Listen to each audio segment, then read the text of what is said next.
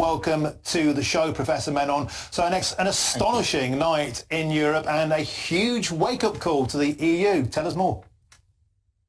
It's certainly a wake-up call in some countries, like particularly France and Germany. I mean, the picture's different in different countries. So the Social Democrats, the incumbents, did all right in Denmark, for instance. In Sweden, the right-wing party didn't do as well as expected. But I think in France and Germany, and in Germany for the governing coalition, for France for the political system as a whole, you're absolutely right. This was something of a wake-up call. And there's been another massive backlash, and that is against the Green movement. They've dropped 20-odd MEPs, and it seems when people get a chance to vote on Green policies, they're kicking back against net zero.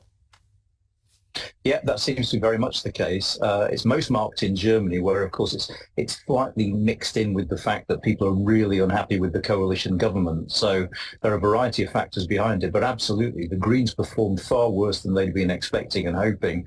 And actually, the other thing that's interesting in the European continent is the number of young people who are willing to vote for the right-wing parties, which is something that actually it doesn't happen so much in this country, but is quite a feature of European politics.